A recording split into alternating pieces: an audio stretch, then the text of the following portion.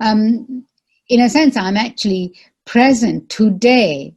Instead of worrying about tomorrow, fearing tomorrow, what am I doing today that's bringing me a feeling of conviction, a feeling of trust, a feeling that today I put my hand on my heart and I did the best I could in all aspects of my life.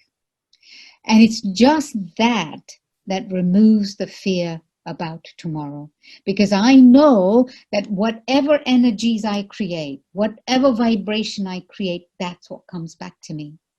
Nothing else come. I just love this idea, this notion of karma, if you like, that when we're performing, the spirit, the human spirit, the soul, since all of you know about the Brahma Kumaris, I'm assuming that you all know about the concept of the soul. If I'm a soul, a living, thinking, conscious, spiritual being, and as such, what I am is spiritual energy, spiritual vibration. And so I am constantly emanating. I'm constantly generating. If you sit in a corner and having aggressive thoughts about someone and you say, oh, but I didn't do anything to them. Not true. Not true. Because your thoughts will have reached that person, even if they didn't see you. Your thoughts of anger, your thoughts of negativity will have reached that person. And that person, when they come in front of you, they will feel the energy. They feel the energy of discrepancy that exists between you and them. So the principle is this, that when you create something, when you generate something, whatever comes back to you through the filter of your own creation. You emanate peace. You emanate peace.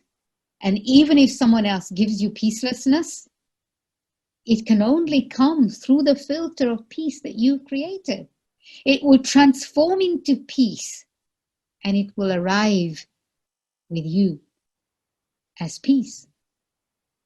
If somebody says some nasty words to you, but you always say positive words, their nasty words don't affect you. And so what I'm saying is that how aware am I that whatever energy I create today, that's the energy that stays with me tomorrow. And that's what other people will receive from me, but that's what I will feel about my own self. And so I think the awareness that we have to have today is this one awareness of really living inside in a state of introversion. Allow your world to become a pure, sacred space for yourself. Your world is your inner world, pure, sacred, spiritual, benevolent world inside you. And allow nothing, nothing that anything, unless you give permission to something, it can't enter that world. I am responsible for creating that world inside of me and holding that world inside of me. If anything else comes in, it's because I opened the door for it to come in. So this introversion space, and give it so much life that, you become, we say like a tortoise, that a tortoise has its head out and its limbs out when it's walking, and when it doesn't walk anymore, it retreats inside itself. That's one way of preserving, that's also a way of preserving our energy. We are drawn to that, we're all attracted to that, but we then get so distracted by things outside of ourselves. So practice that, practice going inside, practice being quiet, practice being silent, practice giving life to that world. And as you do that, then Let your world be the world in which where you, when you come outside in order to serve others, to create a life of blessings, then you're coming from that place. And inside this world, of course, if you come to Brahma Kumari's talk, you will always hear about not just the awareness of the self as a spiritual being, but a relationship with God. The one being is always accompanying me in my journey. Never leaves my side. Never leaves my side. This soft, gentle, loving, unconditional, constant energy of love is always by my side. What will it take for me to tap into that? What will it take for me to stay connected with that? Am I willing to let go of everything else that allows me to stay with that? So for me, I'm not there, but for me, a new way of life is where I spend every moment, every thought, every action I perform in the company of God, of that constant, loving, unconditional, soft, unending energy. That's where I want to be. That's my new life, nothing else. And whatever that takes, that's what I want.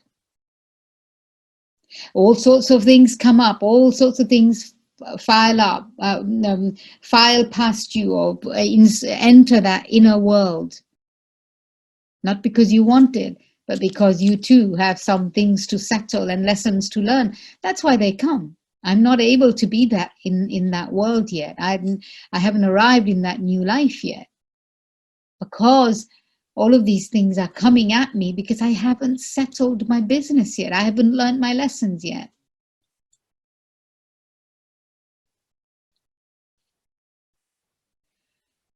So what will it take? What will it take for me to live my life, a new life, a life of meaning, a life of purpose? This is a language that you hear all the time. But purpose nowadays is not to conquer the world and save this and save that and have this position and this authority and this money. It's not about that anymore. I think at this point in time now, what it is about is how much can I bring the energy of peace, of love, of God's love onto planet Earth. How much can I bring that energy in my interactions with others? When I'm creating that life, I have nothing to worry about for tomorrow, nothing to fear about tomorrow. Tomorrow is at my fingertips. And I can do and have whatever it is that I want. So what will it take for you personally? Allow yourself to come to a place of that recognition in yourself. What is it that I have to do? How is it that I spend my time? At this time, everything is calling us. Our destiny, our fortune, our future, God, time, and the souls of the entire world are calling us. They're calling us to take us, to make us move to the next step so that we can make a difference. We can give to the world what the world needs now. The world doesn't need money. The world doesn't need high political profile and authorities of the world because they have all of that. And look where it got them. What the world needs now is the power of truth, power of purity, power of peace. Again, not by going out marching and saying, this is right and this is what you must do. There have been lots of all of that. But what is really needed is to be truth, is to be purity. Have no selfish motives. Whatever I do in the name of the spirit, the soul, in the name of fellow human beings, and because I want to bring God in my own life and in the lives of others. So we have to work at a completely different level now. We can't, there was this saying, if you do what you've always done, you will always have what you've always had. Right? If you do what you've always done, you will always have what you've always had. So, talk about a new life. There has to be 180-degree turnaround in how it is that we live our lives. The right way of living, is it that I'm a soul or is it that I'm a human being? So a new way of living is not that I'm a soul living inside this body. Or it's not that I'm a human being who has this soul, but I'm the soul living inside this physical body. And that now I have to look through these eyes and bring the energy and the vibration of what I am. So the new way of living, it's something that we already know, and you might say, well, that's not new. Well, it is new when you start to live it. It's not new when you haven't lived it. Then you've just known about it. But when you start to live it, then it's a new way. And then watch magic happen around. Watch magic happen for you, and watch magic happen for everyone else around you, and watch magic happen for the world. The other thing I also always remember is that in, again, the scriptures of India, there's the 5 Pandavas and 100 Kauravas. The 100 Kauravas were given the first choice. What do you want? Do you want the armies of the world? The war took place between these two brothers, these two groups of brothers, 5 Pandavas and 100 Kauravas. So Kauravas were given the first option by God. What do you want? You can have whatever you want to fight this war.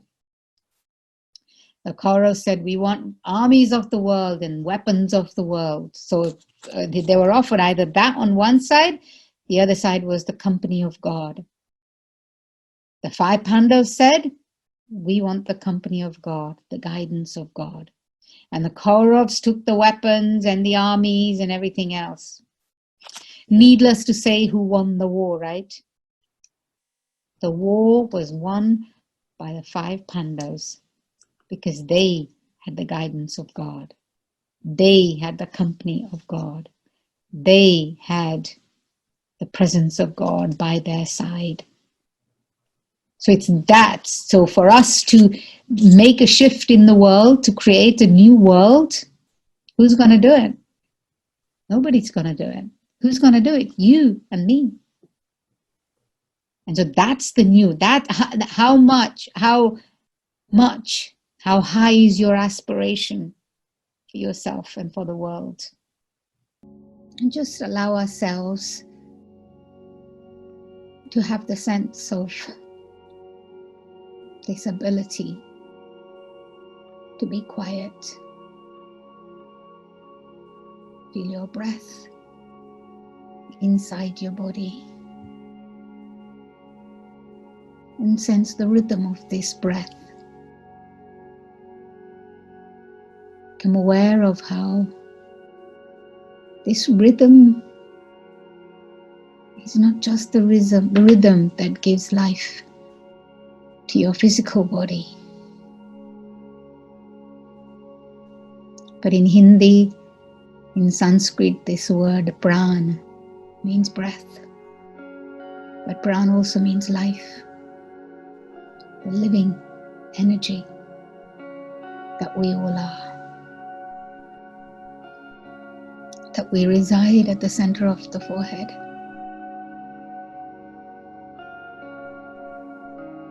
And when I become aware of this rhythm of the physical body, it also has a rhythm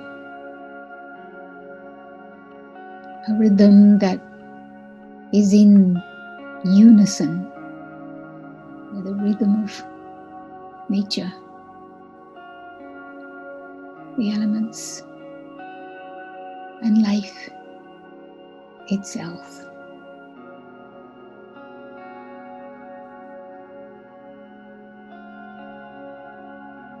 And you realize that there is no separation.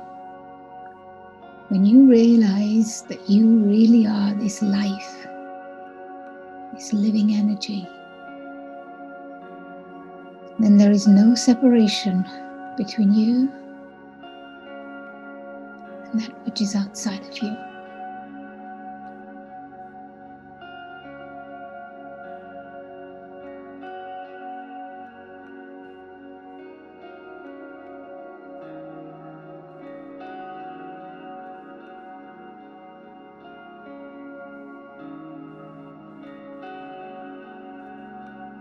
And in this realization,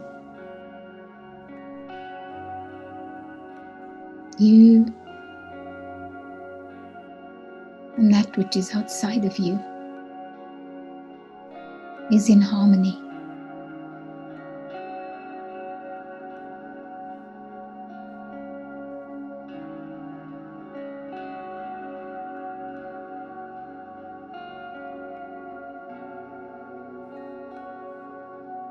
And this brings a great calmness, a great peace.